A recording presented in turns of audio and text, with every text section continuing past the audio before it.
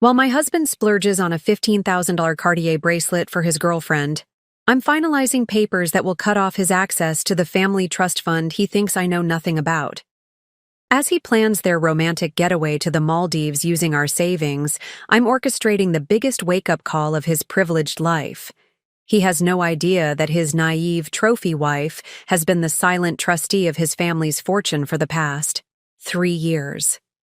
Before we jump back in, tell us where you're tuning in from, and if this story touches you, make sure you're subscribed, because tomorrow I've saved something extra special for you. My hand remains steady as I sign another document, a quiet smile playing at my lips. Through the window of my lawyer's corner office, I can see the luxury jewelry store where my husband, Marcus, is currently shopping for his mistress, Vanessa. The irony isn't lost on me. The same store where he bought my engagement ring 5 years ago. The same store that just texted me a receipt confirmation for a $15,000 purchase on our joint credit card. Mrs. Bennett, are you absolutely certain about the timing? Patricia, my lawyer, watches me with a mixture of admiration and concern. Her reading glasses catch the afternoon light as she organizes another stack of documents. We could wait until... I turn my phone toward her, showing Marcus's latest Instagram story.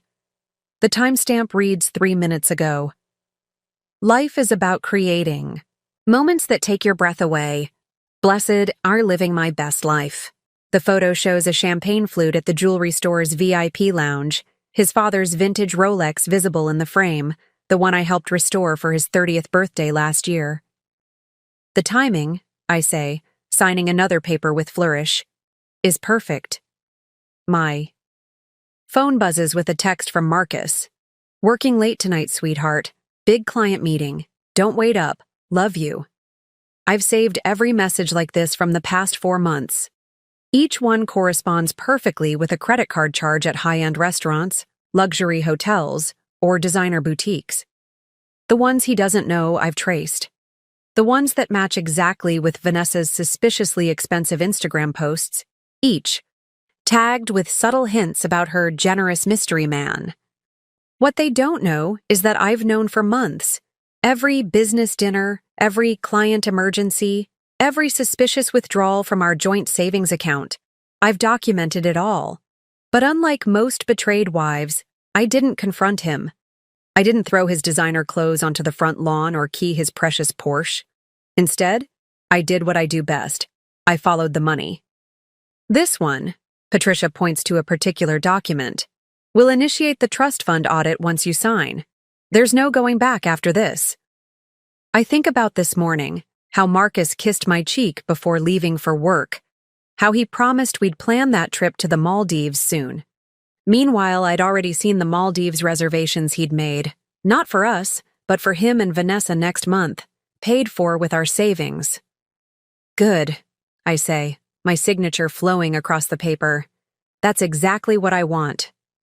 My phone lights up with another notification, an Instagram story from Vanessa showing off a distinctive Cartier box, captioned, "When he knows exactly what you deserve."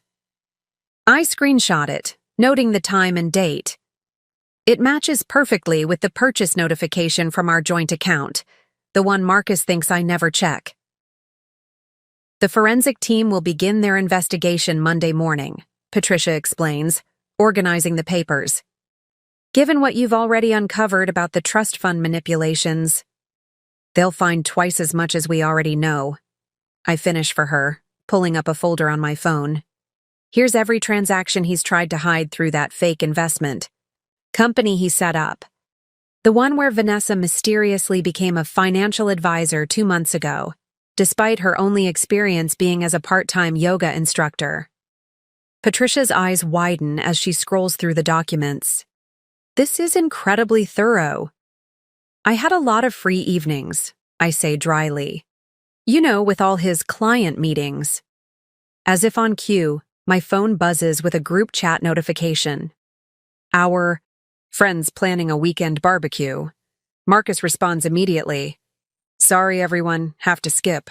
Flying to Chicago for business. I have to suppress a laugh. I know about that business trip too.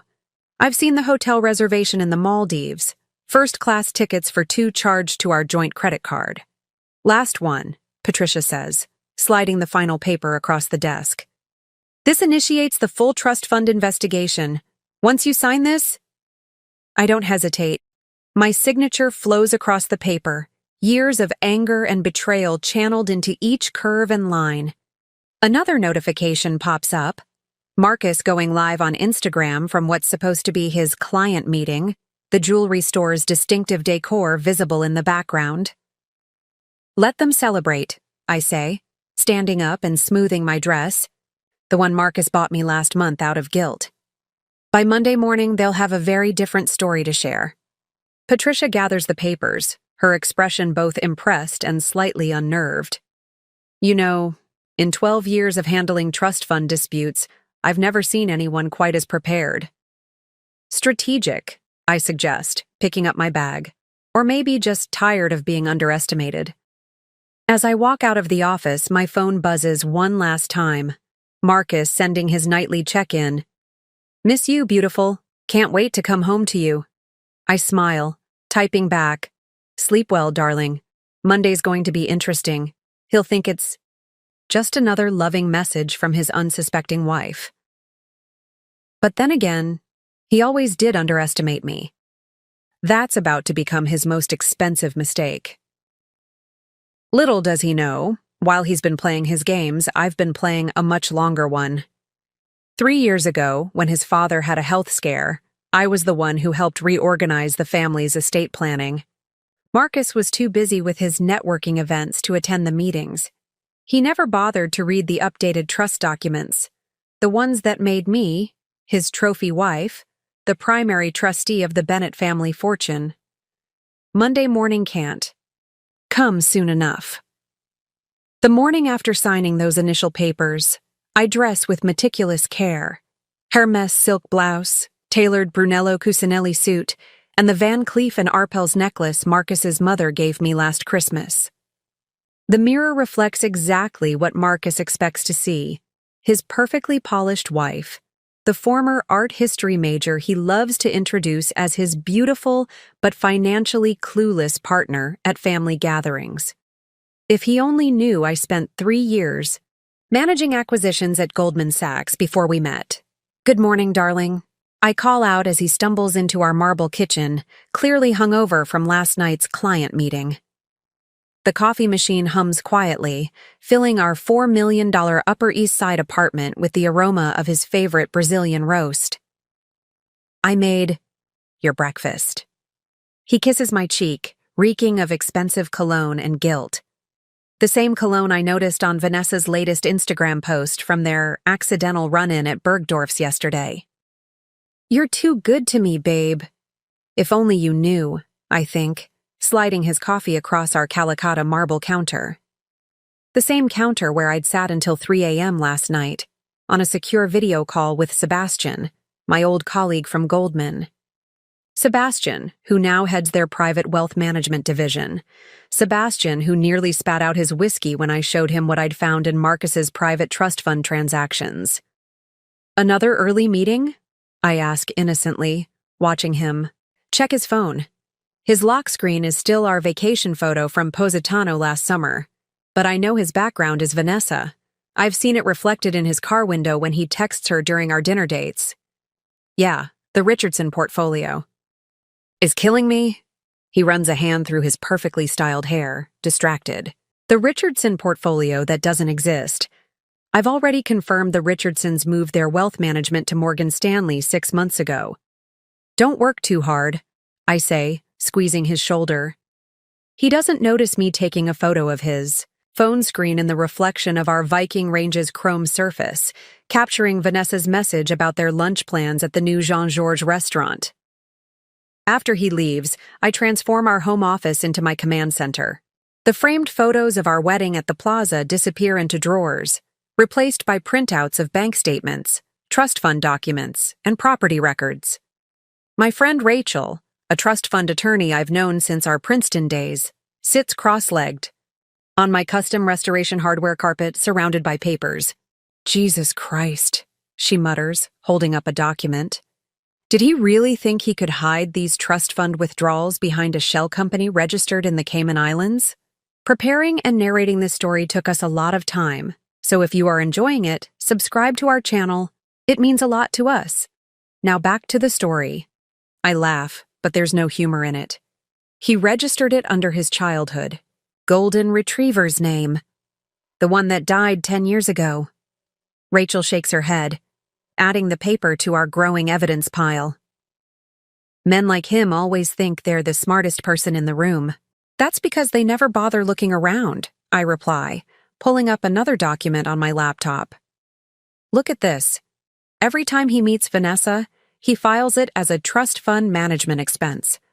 5-star hotels with a woman who's supposedly advising him on legacy wealth planning, despite not knowing the difference between a bond and a bank account. My phone buzzes. A group text from our friend Elizabeth about her upcoming charity gala at the Metropolitan Museum. Marcus responds immediately with another excuse. Vanessa, I notice, has already marked herself unavailable on the event's planning committee list. They're getting careless, I observe, adding another screenshot to my collection. Confident. Have you talked to Judge Morrison yet? Rachel asks, referring to our friend who oversees trust fund disputes in the Southern District. I nod, pulling up an encrypted email chain. She's ready. The moment we file on Monday, she'll randomly schedule an emergency hearing about suspicious trust fund activities. The same hearing that will reveal Vanessa's company has been receiving trust fund payments for consulting since before she even met Marcus. My phone lights up with Marcus's face, his daily check-in call. I answer with practiced cheerfulness, listening to him lie about his lunch meeting while I stare at their restaurant reservation confirmation in my email. The same email account he set up for me, thinking I'd only use it for online shopping. Miss you too, honey, I say, watching Rachel roll her eyes. Don't forget we have dinner with your parents tonight. He pauses, and I can practically hear him, texting Vanessa to reschedule. Of course, babe. Wouldn't miss it. After hanging up, I turn to Rachel. He'll cancel in about 3 hours. Emergency trust fund meeting. How can you be so sure? I pull up Vanessa's Instagram story from this morning, a cryptic post about a special sunset surprise at the new rooftop bar at the Mandarin Oriental. Because I know their routine better than they do, the rest of the day unfolds like a carefully choreographed ballet. I attend my regular board meetings at the Arts Foundations where I serve as a trustee, make appearances at my usual lunch spots, even get my nails done at the salon where Marcus's sister goes. Everything normal, everything routine. No one would suspect that in my Bottega Veneta briefcase, I'm carrying documents that will dismantle a decade of Marcus's careful deceptions.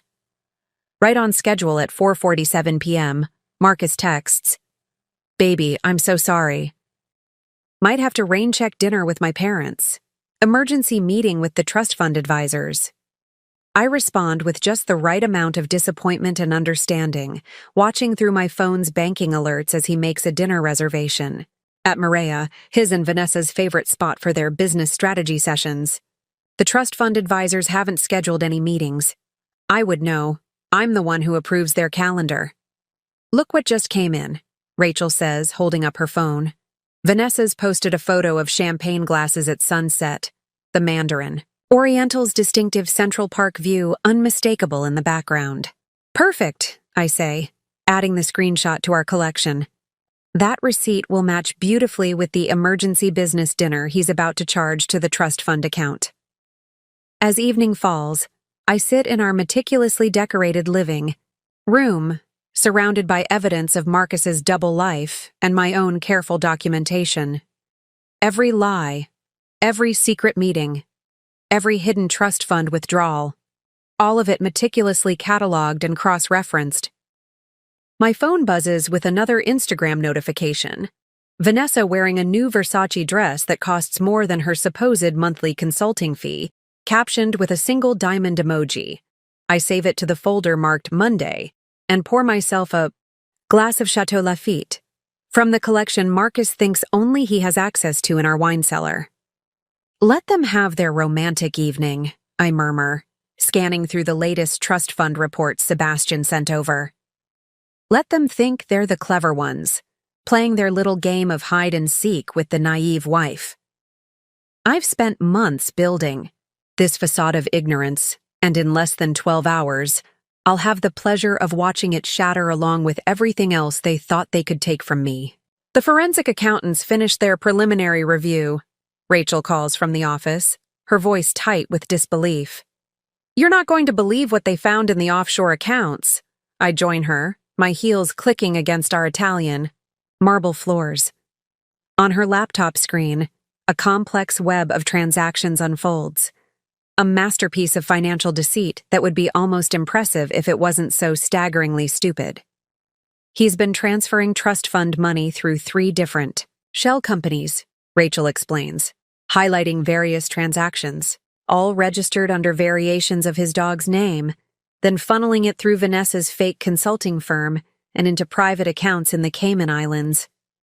I lean closer, a cold smile playing at my lips. Show me the dates of the first transfers, Rachel. Pulls up a timeline and my smile widens. Just as I thought. He started moving money the day after his father made me trustee. He never even bothered to check who had final approval power. My phone chimes with a message from Marcus's mother. Darling, are you and Marcus still coming for dinner? I've had Cook prepare his favorite soufflé. Poor Diana Bennett, still believing her son is the same responsible young man who followed his father's footsteps into wealth management. Wait until she discovers how her precious boy has been treating her family's 7-generation fortune. What? About the trust fund bylaws? Rachel asks, pulling up another document. The ones about moral conduct and financial responsibility? Article 7, Section 3, I quote from memory. Any trustee or beneficiary found to be engaging in actions that endanger or diminish the family's financial legacy can be immediately suspended from access pending full investigation. Rachel's eyes gleam. And with Vanessa's social media trail? Every post, every photo, every location check-in, I confirm, pulling up a carefully curated folder on my laptop. All matching perfectly with trust fund withdrawals and consulting payments. They've documented their own misconduct better than we ever could. My phone lights up with another check-in from Marcus. Just wrapped the emergency meeting, baby. Might be a late one, so much paperwork to review. I text back. Don't work too hard, darling. Make sure you eat something. Through the window, I can see the lights of the Mandarin Oriental, knowing they're up there right now, celebrating what they think is their perfect deception. Marcus, probably congratulating himself on how skillfully he's managed to hide his withdrawals from the trust fund. Vanessa, no doubt already planning how to spend more of the Bennett family money. Patricia just confirmed, Rachel says, checking her phone. Judge Morrison has cleared her morning calendar. The moment we file, she'll expedite the hearing. I nod, walking to our floor-to-ceiling windows. The New York skyline sparkles back at me, a constellation of lights that seems to mirror the intricate web of evidence we've woven. Lauren? Rachel's voice turned serious. Are you absolutely sure about the timing?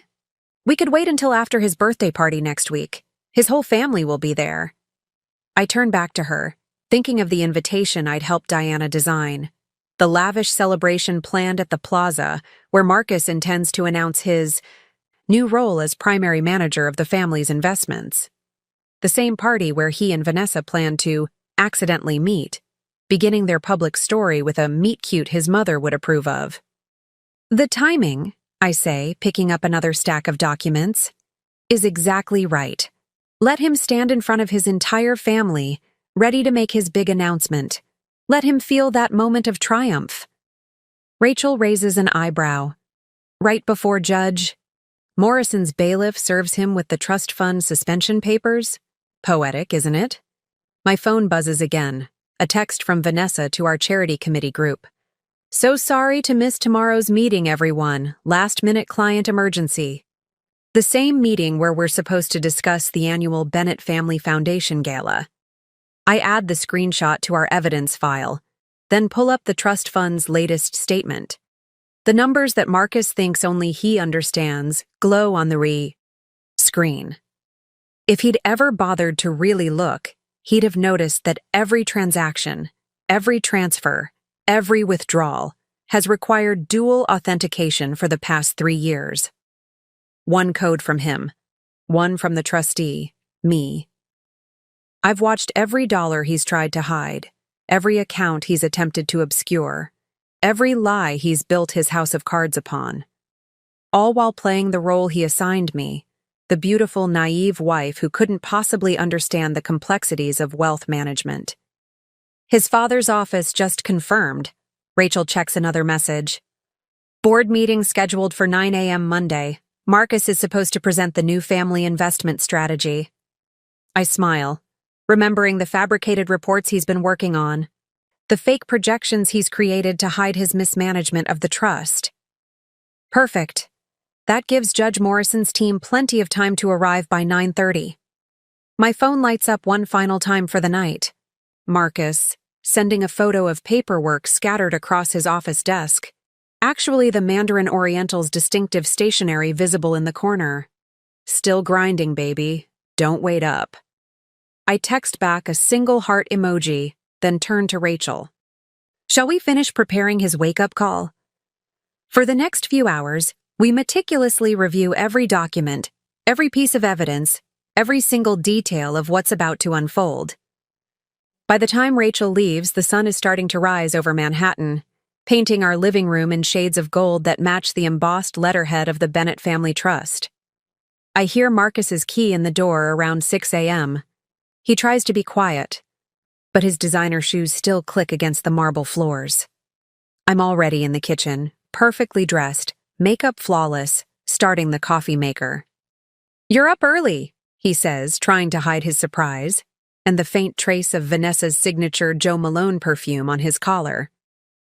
Thought you could use some breakfast after your late night, I smile, sliding him a cup of coffee. Must have been some important trust fund business. You know how it is, he waves vaguely, not meeting my eyes. Sometimes these things can't wait. Oh, darling, I think, watching him check his phone under the table, no doubt messaging Vanessa about their close call. You have no idea how right you are. Just a few more hours until Monday morning, when they learn exactly what happens when you mistake silence for ignorance and underestimate the woman you thought you'd fooled. Monday morning dawns clear and crisp, the kind of autumn New York day that usually has tourists flooding Central Park. I wake up at precisely 6:30 a.m., though I've barely slept. Marcus's side of our fret-lined bed is empty.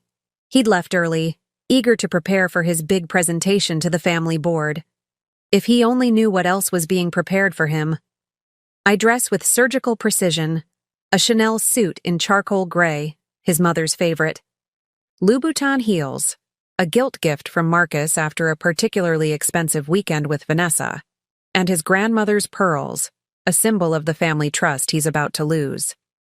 Every detail matters today. Every piece tells a story. Morning beautiful. Marcus's voice is unusually chipper when he calls at 7:45 a.m. Just wanted to check. You're coming to the board meeting, right? Thought you might want to see your husband's big moment.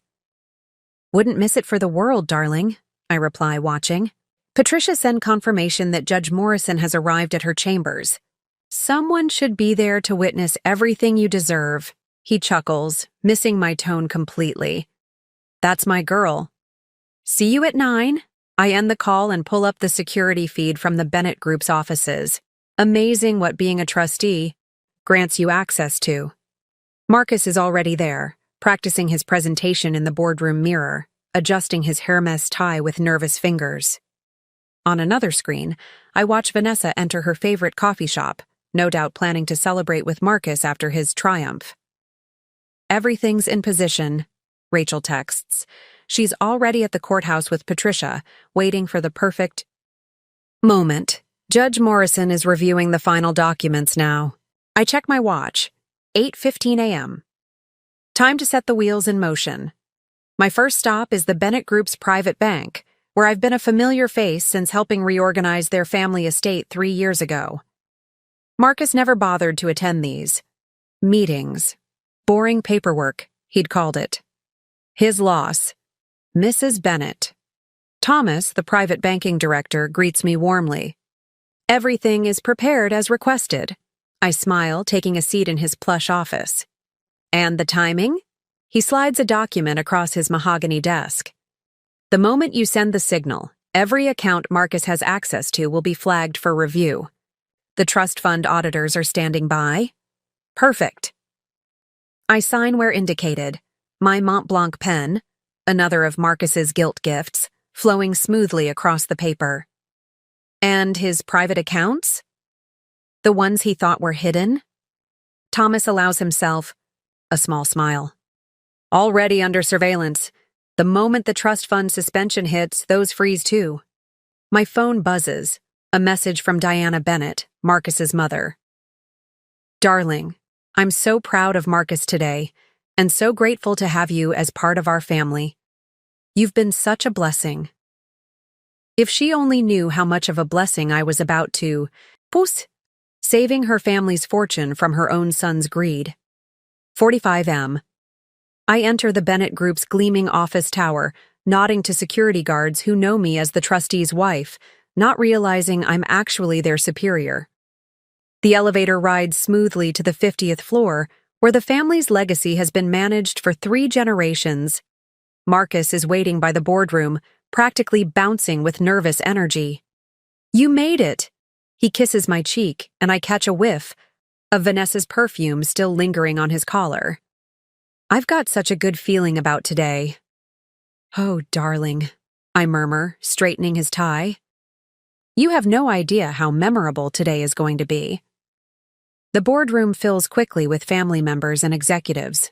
Marcus's father, Richard Bennett, takes his place at the head of the table, looking every bit the family patriarch in his bespoke suit. If only his son had inherited his integrity along with his features. Before we begin, Richard announces, I want to thank everyone for being here for this momentous occasion.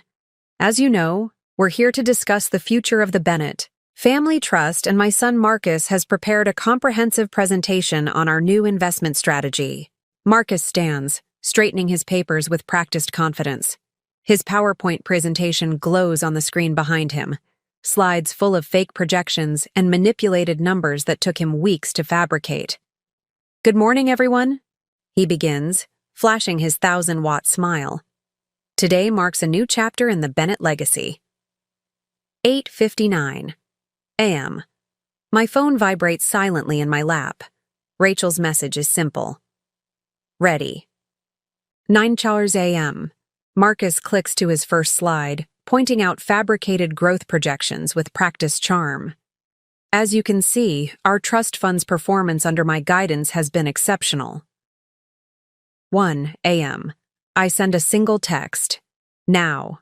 The effect is immediate but subtle at first. Marcus's phone buzzes in his pocket, probably a notification from his banking app. He ignores it, continuing his presentation. It buzzes again, and again, and again. A.M. The boardroom door opens silently. Judge Morrison's bailiff enters, nodding to me imperceptibly. Behind him, 2 federal auditors take their places by the door. And if you'll look at these returns, Marcus continues, though his phone is now buzzing constantly. He's starting to look distracted, shifting uncomfortably. You'll see that our innovative approach to... His voice trails off as he notices his father checking his own phone, frowning deeply. Other board members are doing the same, their expressions shifting, from polite attention to confused concern. 5M. The bailiff steps forward, official documents in hand. Mr. Marcus Bennett? Marcus turns, annoyed at the interruption of his big moment. I'm in the middle of something here. You are hereby served with an emergency injunction regarding the Bennett Family Trust, the bailiff announces clearly, his voice carrying to every corner of the suddenly silent boardroom. By order of Judge Morrison, you are suspended from all access to trust fund accounts and assets. pending investigation into serious allegations of misappropriation and fraud. The color drains from Marcus's face as he takes the papers with trembling hands. His phone is still buzzing, probably notifications of his accounts being frozen one by one. There must be some mistake, he stammers, looking around the room desperately. His eyes land on me, seeking support, reassurance, the naive trust he's come to expect. Instead, he finds me calmly opening my laptop, pulling up the folders marked Evidence. No mistake, darling, I say softly, turning the screen so the entire board can see. Would you like to explain these transactions to your family yourself, or shall I? The first image appears on the boardroom's main screen, replacing his fabricated presentation. A detailed spreadsheet of every dollar he's stolen, every lie he's told, every trust he's broken. Behind him, Richard Bennett stands slowly, his face a mask of shock and growing fury. Marcus! His father's voice is deadly quiet. What is this? Before he can answer, his phone buzzes one final time. He looks at it reflexively, and I know exactly what he's seeing. A notification that his access to all Bennett family accounts has been suspended. Perhaps, I suggest, standing smoothly, we should discuss the real state of the family trust, starting with these unusual payments to a certain consulting firm. Marcus slumps into his chair as I take control of the presentation remote. Behind him, the federal auditors begin setting up their equipment. Through the boardroom's glass walls, I can see Patricia and Rachel arriving with boxes of additional evidence. The day of reckoning has only just begun. Let's start with this particular transaction, I say, clicking to the next slide. The boardroom screen fills with a detailed breakdown of a $250,000 transfer from the trust fund to Vanessa's consulting firm. Made on March 15th, exactly one day after Vanessa's company was registered. Interesting timing, wouldn't you say? Marcus's hands grip the armrests of his chair, knuckles white. Behind him, Richard Bennett has switched from shock to cold fury, his jaw clenched as he watches his son's deceptions laid bare. Of course, I continue, clicking through to the next slide. That was just the beginning. Shall we discuss the offshore accounts registered under your childhood pet's name? Or perhaps the series of business development charges at the Mandarin Oriental that coincidentally match perfectly with these Instagram posts? The screen fills with a carefully curated collection. Vanessa's social media posts side by side with trust fund expenditures, times and dates perfectly aligned. Each champagne toast, each surprise gift, each luxury weekend mathematically matched with a suspicious withdrawal. This is ridiculous, Marcus finally manages, his voice cracking. These are legitimate business expenses. Dad, I can explain. Explain what exactly? I interrupt smoothly, pulling up another document. How you started embezzling from the trust fund the day after your father made me trustee. Or should we discuss how you've been using family money to fund your affair? While planning to divorce me? A gasp ripples through the boardroom. Diana Bennett, Marcus's mother, presses a hand to her chest, her face pale beneath her perfect makeup. Divorce? She whispers. Marcus, what is she talking about? Oh, you didn't know? I turn to my mother-in-law with practiced sympathy. Marcus and his financial consultant have quite the future planned, booked with trust fund money, of course. Would you like to see the Maldives reservations? The engagement ring receipt? Or perhaps the draft divorce papers his lawyer drew up last week? Marcus lunges for his phone, probably to warn Vanessa, but it's already too late. Through the boardroom's glass walls, we can see her being escorted into the building by federal agents, her designer handbag clutched to her chest like a shield. Perfect timing, I murmur, checking my watch. The FBI does run quite punctually. The FBI? Marcus's voice rises an octave. What are you? Did you really think? I cut in, my voice carrying clearly across the stunned boardroom. That you could embezzle millions from a family trust fund without consequences? That no one would notice your creative accounting? Your Father made me trustee for a reason, darling. And unlike you, I actually read the financial reports. The federal auditors have set up their equipment now, efficiently downloading data from the company servers. Patricia stands at the ready with another stack of documents, the complete forensic accounting of every dollar Marcus has stolen. Mrs. Bennett, one of the auditors calls out, "We've confirmed the initial findings. The pattern of misappropriation is consistent with your report." Marcus's head snaps up. "Your report? Who do you think has been documenting your theft all these months?" I ask quietly. Who do you think has been tracking every lie, every secret meeting, every hidden transaction? The wife you thought was too naive to understand finance? The trophy you believed would never question your business meetings? His phone buzzes again. Probably Vanessa being brought to the conference room for questioning. Through the glass, I can see her mascara-streaked face as she realizes the magnitude of their situation. "I can fix this." Marcus stands abruptly, desperation creeping into his voice. "Dad, just let me explain. We can handle this internally. Sit down." Richard Bennett's voice could freeze hell itself. "You've done quite enough." "Actually, I interject, pulling up another document. "We're just getting started. Would anyone like to see the trust fund's true performance reports? The ones Marcus has been hiding while presenting his creative fiction?"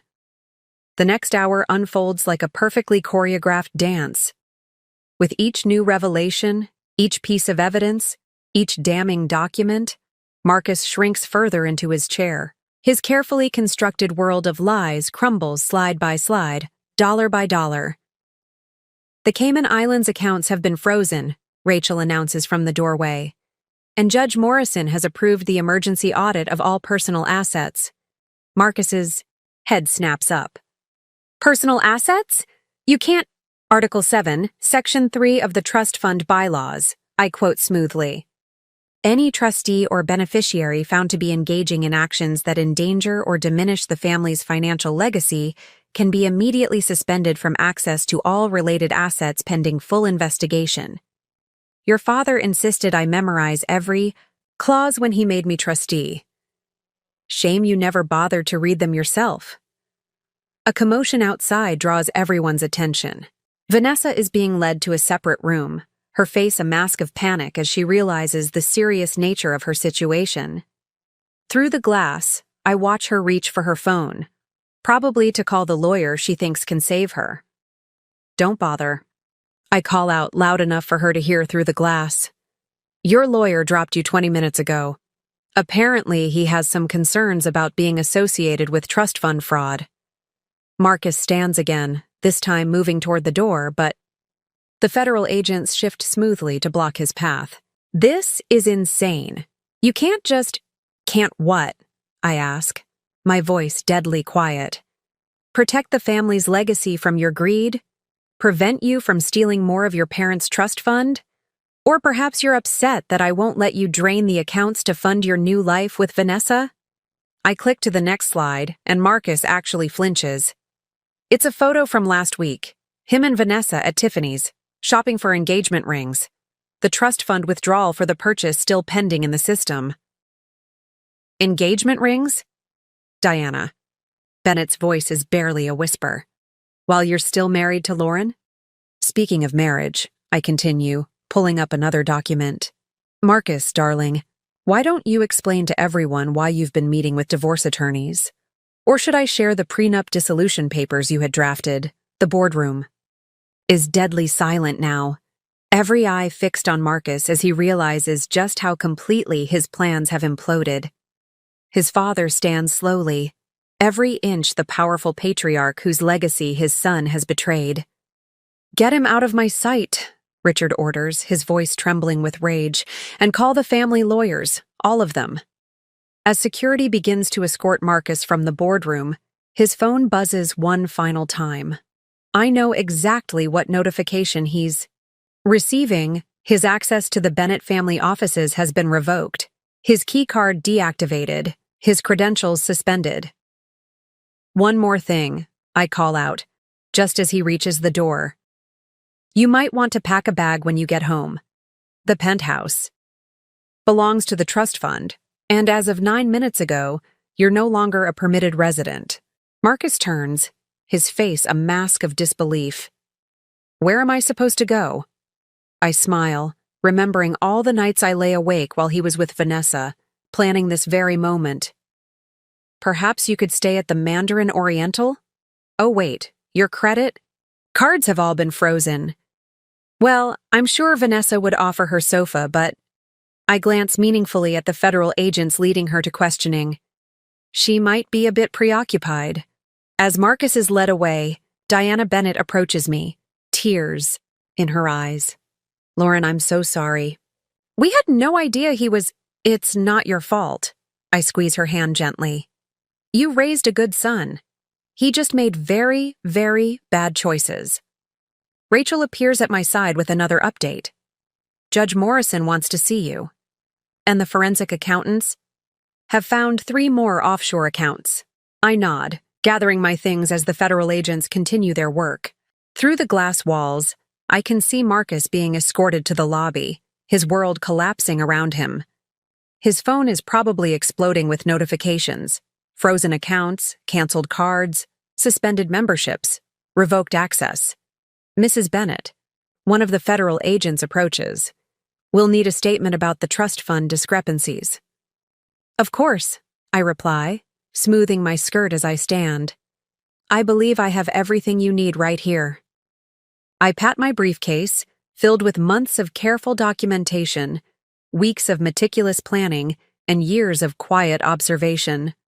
Marcus thought he was so clever, playing his games with the family fortune while his trophy wife smiled quietly at his side. He never realized that sometimes the quietest person in the room is the one you should fear the most. The next few hours unfold like a perfectly orchestrated symphony of consequences. From my temporary office in the Bennett Group's executive suite, Marcus's former office, ironically, I watch the dominoes continue to fall through multiple screens and live feeds. His attempt to access the Cayman accounts was just denied, Rachel reports, monitoring the financial alerts. He tried using his backup passwords, the ones he thought nobody knew about.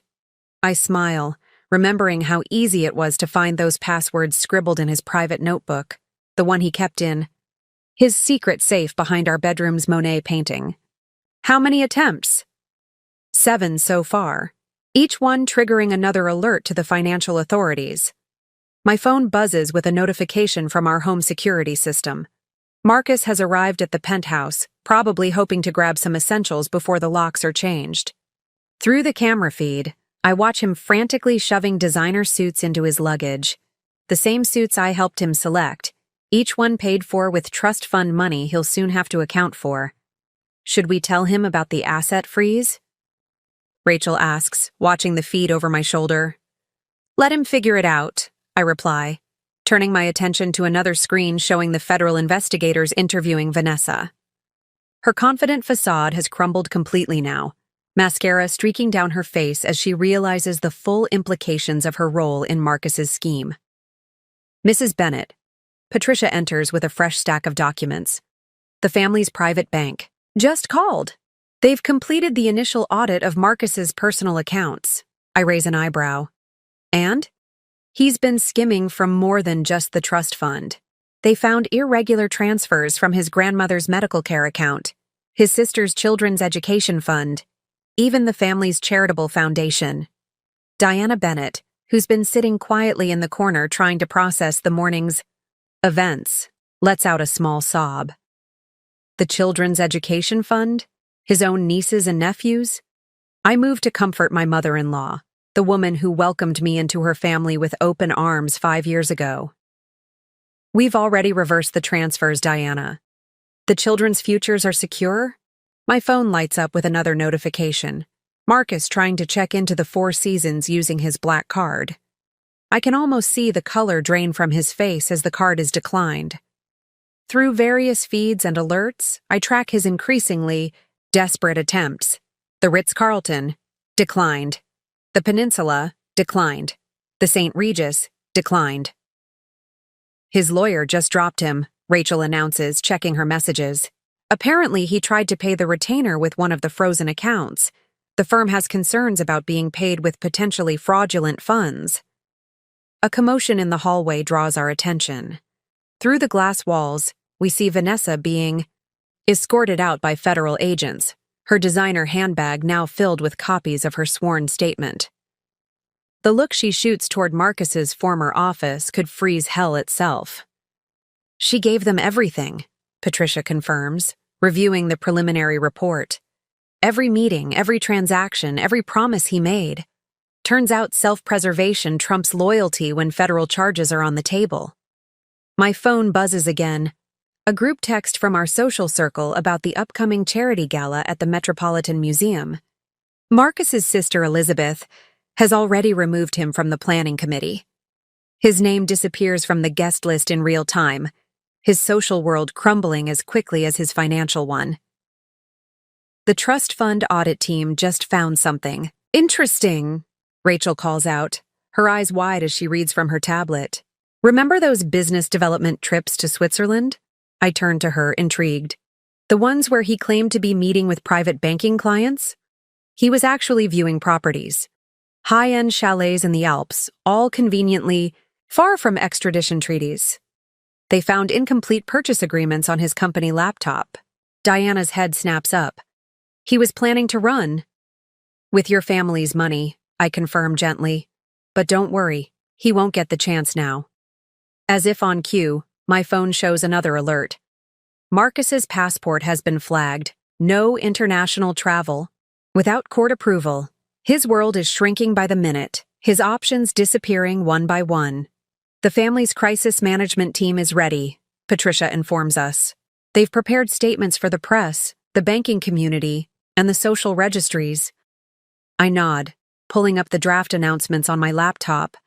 The careful wording presents the Bennett family as victims of Marcus's deception while emphasizing their swift action to protect the family legacy. No mention of my role. Exactly as I planned. Lauren, Diana speaks up, her voice stronger now. The annual Family Foundation Gala is next week. With Marcus's situation, perhaps you should take over his chair? Before I can respond, my phone buzzes with an urgent message from the penthouse security team. Marcus is trying to access his home office safe, the one he thinks contains emergency cash and backup credit cards. Don't worry, I assure Diana, watching Marcus's frustrated attempts through the security feed. I already emptied that safe last week. Everything of value is secure in the family vault. Rachel's tablet pings with another update. The forensic team just found his deleted emails. You're not going to believe what he was planning for after the divorce. I turn to the large screen on the wall, now displaying a complex web of Marcus's intended post-divorce financial manipulations. Even I'm impressed by the audacity, if not the intelligence, of his schemes. He was going to claim the trust fund violated tax laws, Rachel explains, highlighting various documents. Threatened to report irregularities to the IRS unless the family paid him a massive settlement. Diana gasps. He would blackmail his own family? He would try, I correct her, pulling up another document. But that would have been difficult considering I've had tax experts reviewing and certifying every trust fund transaction for the past 3 years. My phone lights up with another notification, Marcus's attempt to access his cryptocurrency accounts. Sorry, darling, I murmur to the screen. Those wallets were transferred to the family's secure digital vault last week, along with everything else you thought you'd hidden so cleverly. Through the office windows, I can see the sun setting over Manhattan, painting the sky in shades of amber and gold. In the reflection, I catch glimpses of federal agents still combing through files, forensic accountants tracking down every missing dollar, and family lawyers protecting generations of Bennett wealth from one man's greed. Mrs. Bennett, a senior federal investigator, approaches. We've found evidence of potentially criminal transactions dating back 5 years. We'll need your statement about when you first noticed irregularities. I retrieve a carefully prepared timeline from my briefcase. I believe you'll find everything documented here. Every transaction, every unauthorized transfer, every attempt to circumvent trust fund protocols. As the investigators continue their work, I receive one final notification for the day. Marcus, having been denied access to every luxury hotel in Manhattan, has checked into a modest airport motel, paid for with borrowed cash, since his accounts remain frozen.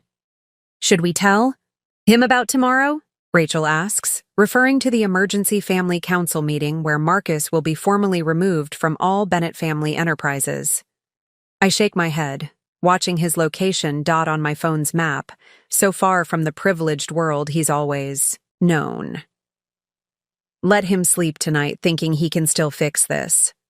Tomorrow's revelations deserve a fresh audience. Diana stands, gathering her composure along with her Hermes bag. Lauren, we can never thank you enough for protecting the family's legacy, for stopping him before he destroyed everything your family spent generations building. I finished gently. Diana, when you welcomed me into your family, you made me a Bennett. I protect what's mine.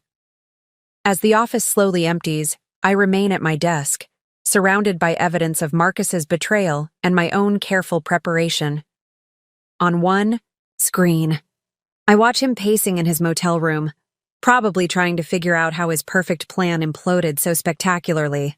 On another, I see Vanessa checking into a flight to her parents' home in Ohio, her dreams of becoming Mrs. Bennett evaporating like morning mist. My phone buzzes one last time, Marcus, trying to salvage something from the wreckage of his life. Baby, please, we need to talk. I can explain everything. I smile, thinking of all the nights I lay awake, listening to his lies about working late while I quietly built the case that would bring him down. No need to explain, darling, I text back. The federal investigators have all the explanations they need. Then I turn off my phone, gather my things, and prepare to head home to the penthouse that now belongs solely to me. Tomorrow will bring more revelations, more consequences, more dismantling of Marcus's carefully constructed house of cards. But tonight, I'll sleep soundly in our king-sized bed, alone but victorious, while my husband learns what happens when you mistake quiet patience for weakness and underestimate the woman who held the real power all along. Tuesday morning brings the kind of headlines you can't buy with PR spin. Bennett heir, suspended from family trust amid fraud allegations. Scandal rocks Manhattan elite, trust fund manipulation scheme exposed. Society sweetheart's secret victory, how a trophy wife saved a family fortune. I read them all from the comfort of my home office in the penthouse, sipping the rare Japanese tea Marcus always claimed was too refined for my palate. The irony of enjoying his precious collection while watching his world burn isn't lost on me. The private banking community is in an uproar, Rachel announces, entering with a fresh stack of financial papers. 3 other prominent families have already requested audits of their own trust funds. Apparently, Marcus's scheme has everyone questioning their own financial managers. His mother's on her way up, Patricia adds, checking her phone.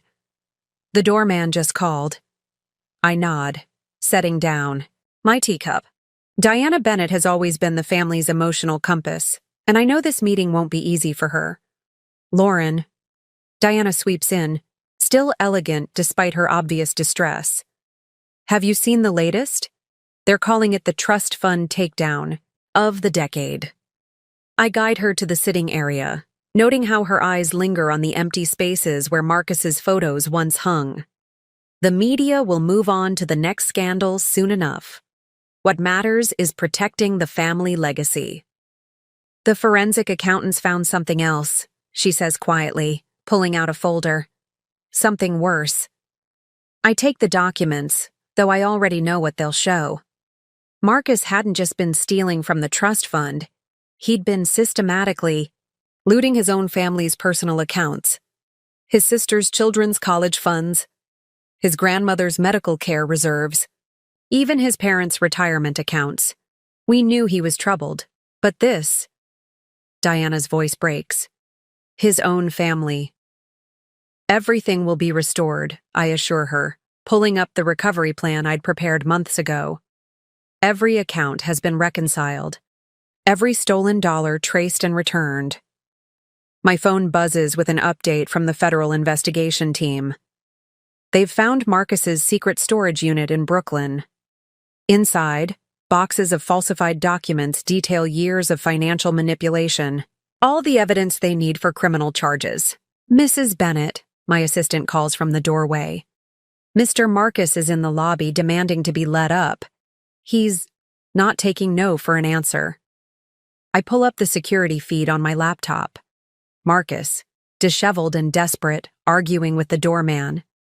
His Tom Ford suit, the one he wore to so many client meetings with Vanessa, is wrinkled from a night in the airport motel. Should I call security? The assistant asks. No need, I reply, pressing a button on my phone. The police are already on their way.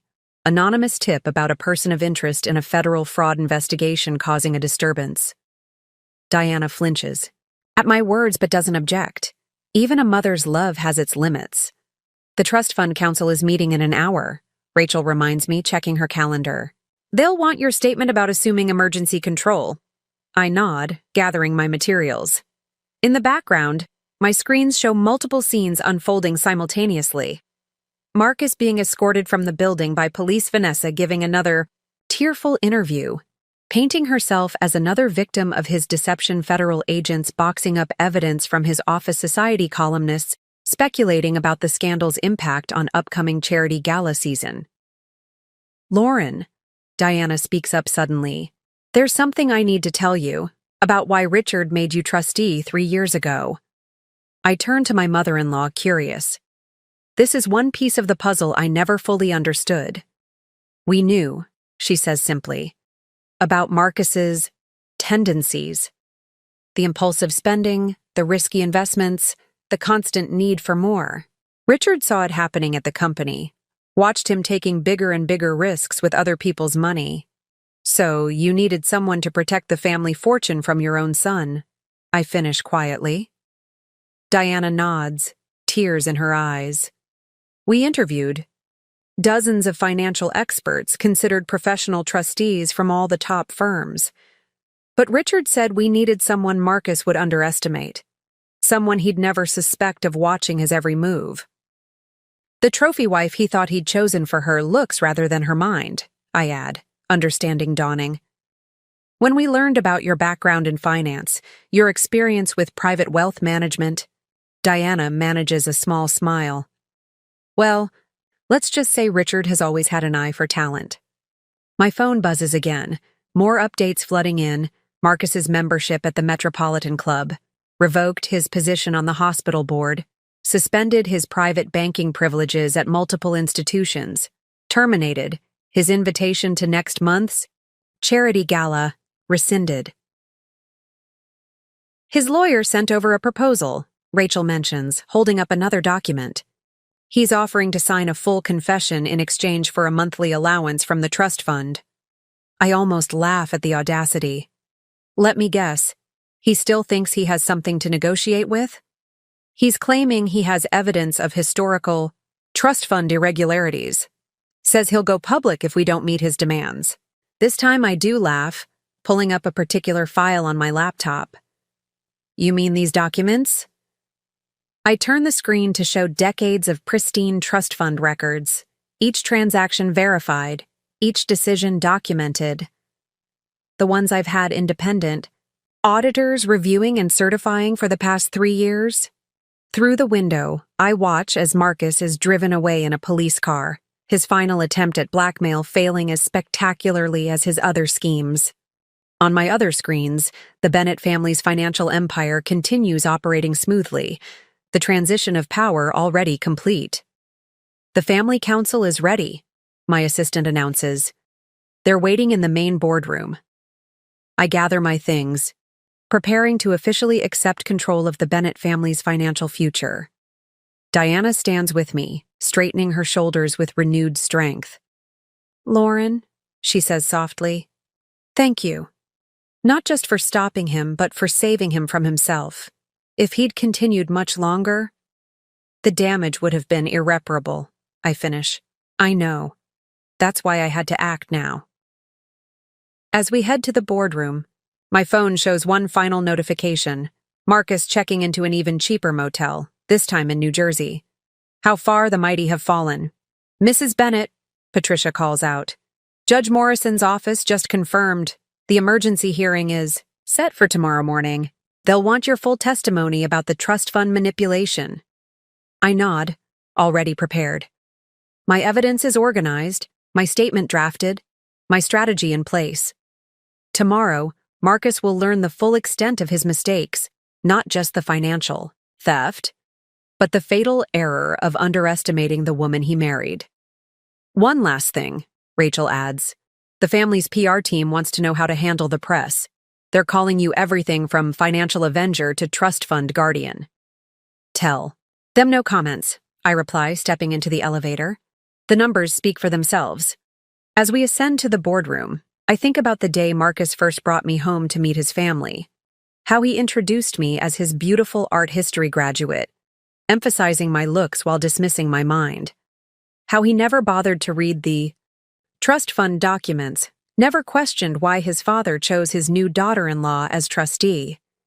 His last text message still sits unanswered on my phone. Please, baby. Just tell me what you want. I'll do anything. Too late, Marcus. Too late by exactly 5 years, 2 months, and 17 days. The time it took me to document every lie, trace every theft, and prepare for this moment of perfect justice. The boardroom doors open, revealing the assembled Bennett family council. Time to show them exactly why Richard chose me to protect their legacy, and why Marcus's biggest mistake wasn't stealing from the trust fund, but underestimating the woman who controlled it all along. 1 month later, the dust has finally begun to settle. I sit in my new office, the corner suite that once belonged to Marcus's father, reviewing the latest trust fund performance reports. The Manhattan skyline stretches out before me, a glittering testament to generations of Bennett, family success that I helped preserve. The Wall Street Journal piece just went live, Rachel announces, entering with her tablet. Today's headline, Bennett Trust Fund Revival, How Strategic Oversight Saved a Family Fortune. Any mention of Marcus? I ask, though I already know the answer. Only as a cautionary tale. They're calling it the ultimate case study in trust fund governance. Your quotes about financial responsibility are featured prominently.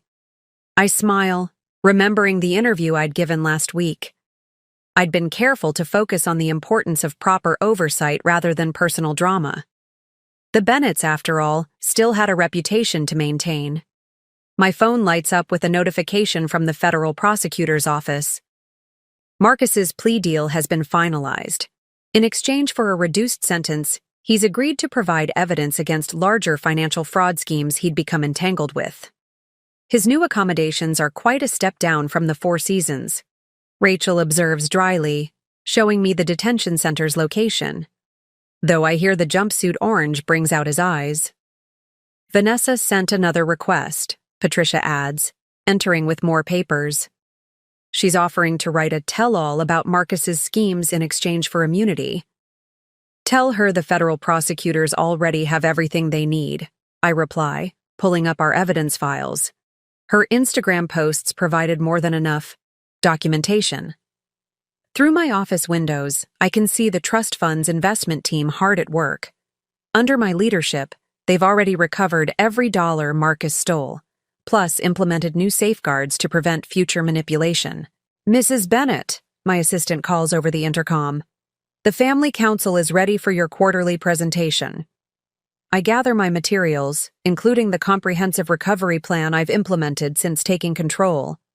The numbers tell a story of resurrection, assets secured, investments stabilized, legacy protected.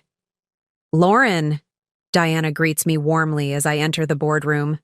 She's adapted to our new dynamic with remarkable grace, treating me more as a daughter than ever now that I've saved her family's fortune from her own son.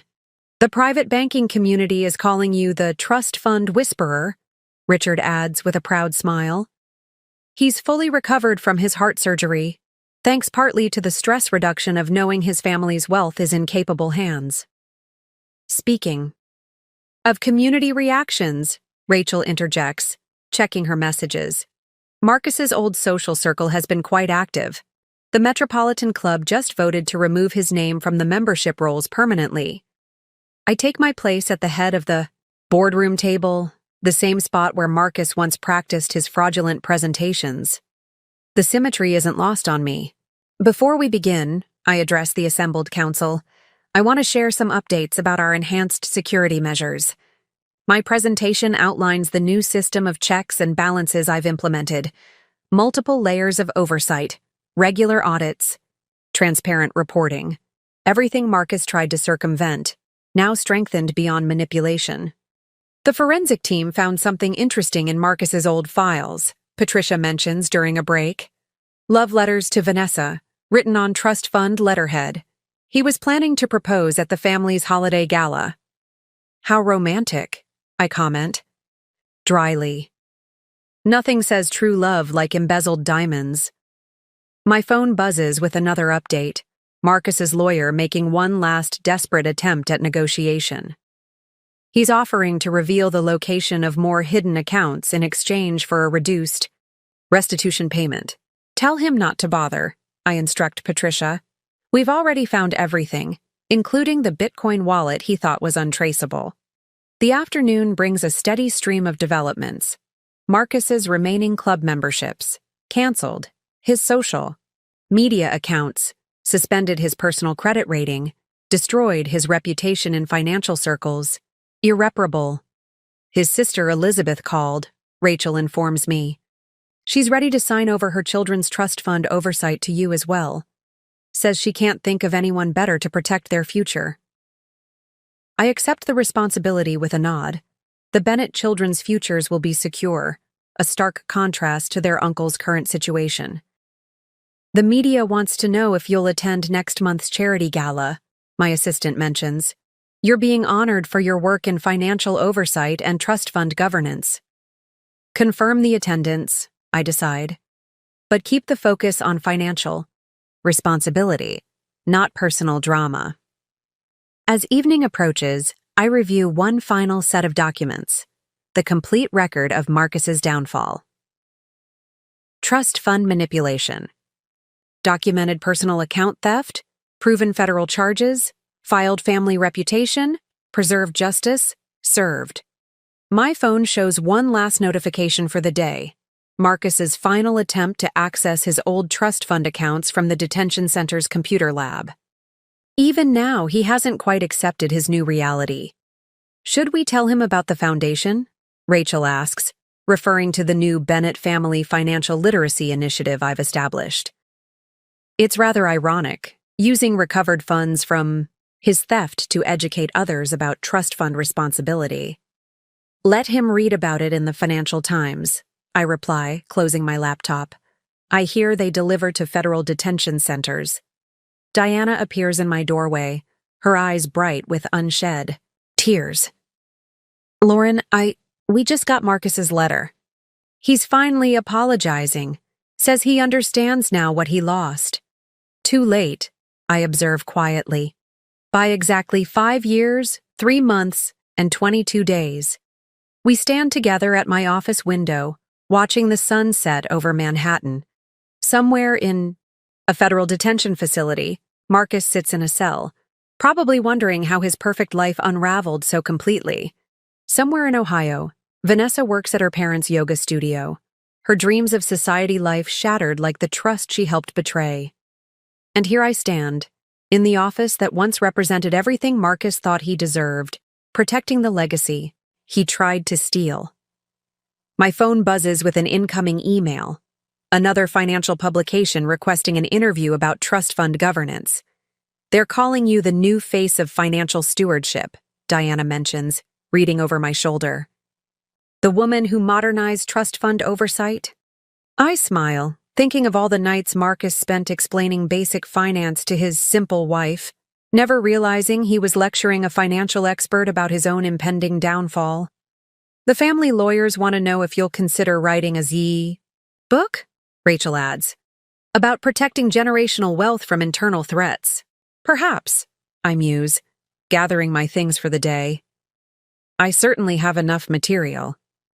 As I prepare to leave, my security feed shows Marcus's last possessions being removed from the penthouse. His beloved wine collection, his designer wardrobe, his carefully curated art pieces, all being liquidated to repay his debt to the trust fund. One last thing, Patricia calls out. The federal prosecutors want to know if you'll testify at his sentencing hearing next month. I consider this, remembering every lie, every betrayal, every moment he underestimated me. No need, I decide. The evidence speaks for itself.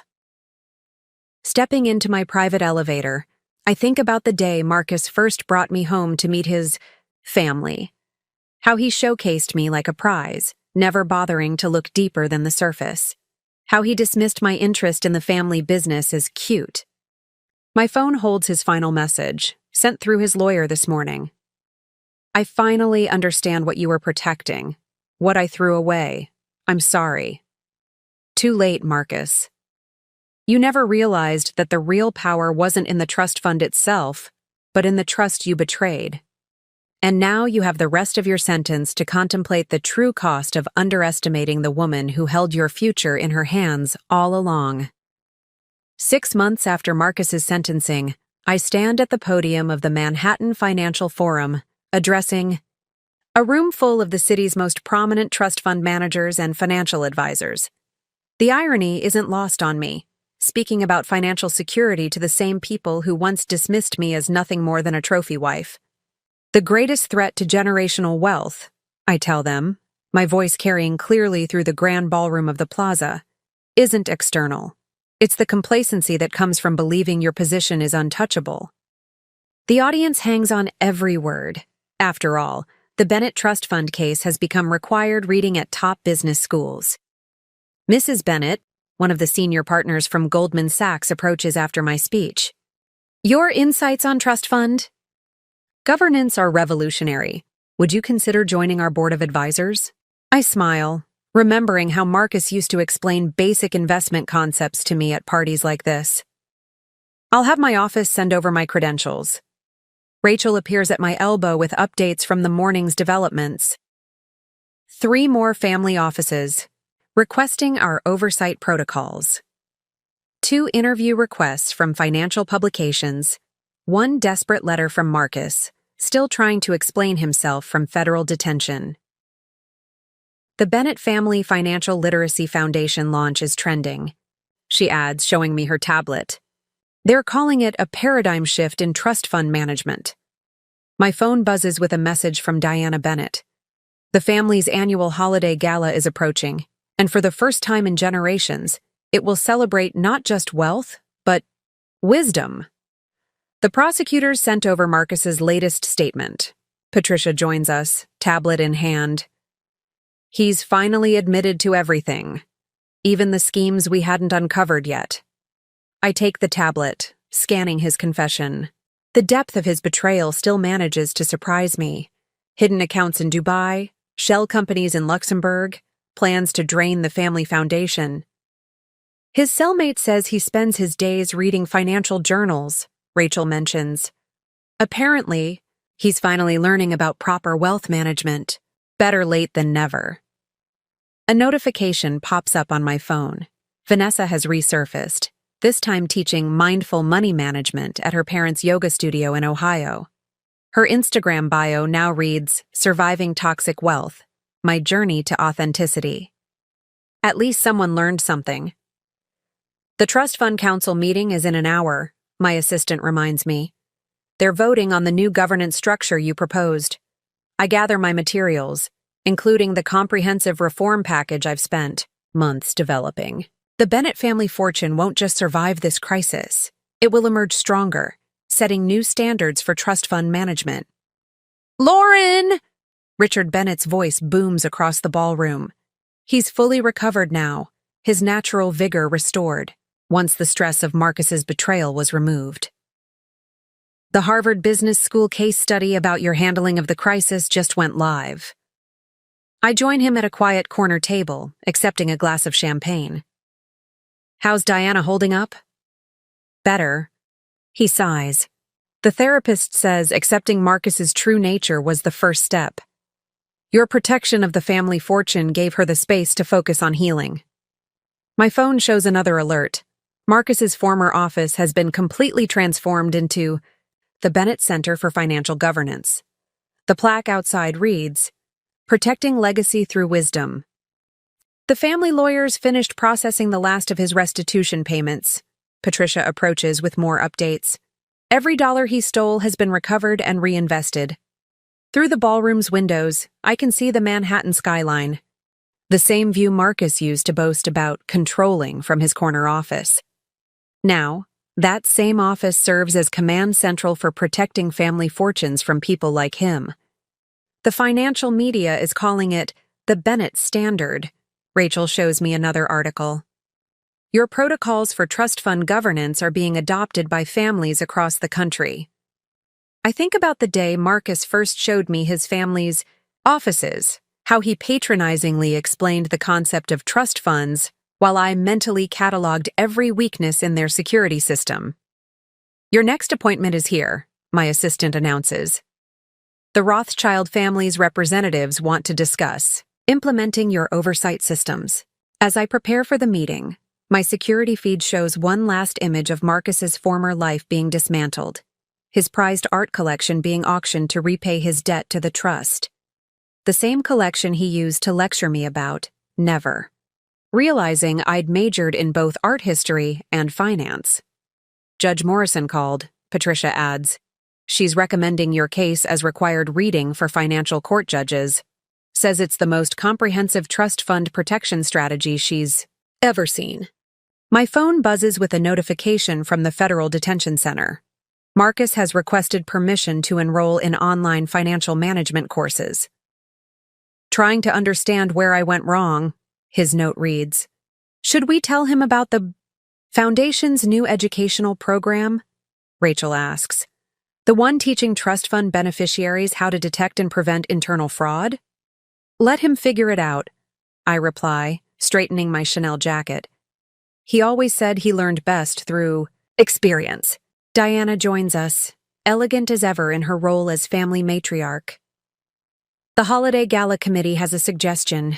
They want to honor you as guardian of legacy. I shake my head, remembering all the galas where Marcus paraded me around like an accessory. No honors. The secured fortune speaks for itself. Through my phone, I watch various scenes unfold across the city. Federal investigators using my case to train new financial crimes specialists, business schools teaching the Bennett case as a master. Class and Trust Fund Protection Society columnists speculating about Marcus's life behind bars, financial advisors studying my oversight protocols. One last thing, Rachel calls out as I head to my next meeting. Marcus's old social club is reopening their membership waitlist. Care to submit his replacement's name? I smile, thinking of all the times he used that club to impress his mistresses, flaunting the wealth he was secretly stealing. I have a better idea. Let's turn it into another foundation office, something about financial literacy for future generations. The afternoon sun streams through the plaza's windows, catching the diamond on my left hand. Not my engagement ring from Marcus, but my grandmother's ring, a symbol of true family legacy. On my desk, the latest trust fund reports show growth that would have been impossible under Marcus's manipulation. Mrs. Bennett, my assistant interrupts gently. The Wall Street Journal is here for your interview about transforming trust fund governance. I gather my thoughts, remembering every step of this journey. The quiet wife who watched and waited, the financial expert who documented every lie, the trustee who protected generations of wealth, the woman who refused to be underestimated. My phone shows. One final notification for the day. Marcus's lawyer making a last desperate pitch for leniency. He's a changed man, the message pleads. He understands now what he lost. Too late, I think. heading to the interview. Some lessons come at a price no trust fund can cover. As I take my seat across from the journalist, I catch my reflection in the window. No longer the trophy wife Marcus thought he married, but the guardian of legacy he never knew he needed. The reporter's first question makes me smile. "Mrs. Bennett, how does it feel to have revolutionized trust fund protection?" "It feels," I reply, thinking of Marcus in his cell, finally learning the true meaning of trust. "Exactly like justice." 1 year to the day after Marcus's downfall, I stand in my office at Bennett Tower, watching the sun rise over Manhattan. The view is different from up here, both literally and figuratively. The past year has transformed not just the Bennett fortune, but the entire landscape of trust fund management. My phone lights up with the morning's first notification. Forbes magazine has just released their annual Power Players issue. The cover story: "The Woman Who Changed Trust Fund Management Forever, Lauren Bennett's Revolution." The Times piece just went live too, Rachel announces, entering with her signature stack of updates. "They're calling you the silent guardian of generational wealth." I scan the headline, amused by the irony. A year ago, these same publications barely noticed me. Just another pretty wife in Manhattan's social circus. Now, they're studying my methods in business schools. Marcus's latest letter arrived, Patricia adds quietly, placing a thin envelope on my desk. Unlike his early desperate pleas, this one is different. A simple, handwritten confession of every mistake, every betrayal, every moment of hubris that led to his downfall. "He's finally completed the financial literacy program in prison," Rachel mentions, checking her tablet. "Graduated top of his class, ironically enough. Says he finally understands what he was supposed to be protecting." Through my office windows, I can see the bustling financial district, the same streets where Marcus once strutted like a prince, never realizing he was walking toward his own destruction. Now those same streets are home to a new era of financial governance, shaped by the lessons of his fall. "The Bennett Family Foundation's annual report is ready for review," my assistant announces. The new financial literacy programs have reached over 10,000 trust fund beneficiaries this year. I take the report, pleased to see the impact of our work. What Marcus tried to destroy has become a beacon of financial wisdom, helping other families protect their legacies from similar threats. "Diana's on her way up," Patricia informs me. "The Family Council approved your proposal for the new trust fund governance structure. When my mother-in-law enters, she carries herself with renewed strength. The past year has changed her too, from a woman blindsided by her son's betrayal to a fierce advocate for financial accountability." "Lauren," she begins, emotion thick in her voice, "the family wants you to know what you've built from this tragedy. It's beyond anything we could have imagined."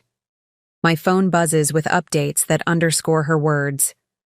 3 more financial institutions adopting the Bennett Protocols, 2 international banking conferences requesting keynote speeches, 1 prestigious Financial Security Award nomination. Vanessa sent another interview request, Rachel mentions. She's writing a book about financial infidelity, wants your perspective. I decline with a simple email. Some stories don't need more telling. They need understanding. The trust fund's performance reports are in, Patricia adds, pulling up the latest figures. "Growth is up 40% since you took control. Every dollar Marcus stole has been recovered and multiplied. Through my security feeds, I can see multiple scenes playing out. Business school students studying the Bennett case, financial advisors implementing my protection protocols, trust fund managers reviewing their security measures, future generations learning from Marcus's mistakes. His parole hearing is next month," Rachel reminds me gently. "They want to know if you'll submit a statement." I consider this, remembering every step of our journey. The quiet wife who watched and learned, the expert who documented every lie, the guardian who protected a legacy, the woman who refused to be underestimated. Send them this, I decide, pulling up. The trust fund's latest performance report. Let the numbers speak for themselves. Diana touches my arm gently. He asks about you, in his letters. Says he finally understands what he had. Not just the money, but the trust. Some lessons, I reply, watching a new class of financial advisors enter the Bennett Center for Financial Governance below. Come too late to change the past, but early enough to protect the future. My phone shows one final update. Marcus's old office has been completely transformed into a state-of-the-art financial security center. The plaque outside reads, "Protecting Tomorrow's Legacy Today." The next generation of Bennett starts their financial education program tomorrow, Rachel reminds me. Would you like to speak to them? I think about these children, Marcus's nieces and nephews, the future of the family he betrayed. Thanks to our new protocols, they'll grow up understanding not just the privilege of wealth, but the responsibility of legacy. Tell them the truth, I decide, about trust, betrayal, and the price of underestimating those we dismiss. As the sun sets on another day in Manhattan's financial district, I stand at my office window, holding Marcus's final letter. In it, he finally asks the question that took him a fortune and his freedom to understand. How did I not see who you really were? The answer, of course, was simple. He never looked past his own reflection. My phone shows one last notification. The Bennett Family Trust Fund has just been named a gold standard in financial governance. The legacy Marcus tried to destroy has emerged stronger, wiser, and more secure than ever. Mrs. Bennett, my assistant calls out. They're ready for you in the boardroom. The next generation is waiting. I gather my materials, preparing to teach tomorrow's leaders the lessons learned from yesterday's mistakes. Through the window, Manhattan glitters like the fortune I protected. Beautiful, powerful, and worth every moment of patient waiting. As I head to the boardroom, I pass the wall of Bennett family photos. Marcus's portrait has been replaced by something more meaningful, a simple plaque that reads, "True wealth lies not in what we possess, but in what we protect. Some must learn this lesson through loss. Others are chosen to teach it through strength." In the end, Marcus got exactly what he deserved. Time to contemplate the true cost of underestimating a woman he thought he could control. And I got what I earned, a legacy protected, a family restored, and a future secured by the quiet power of patient justice.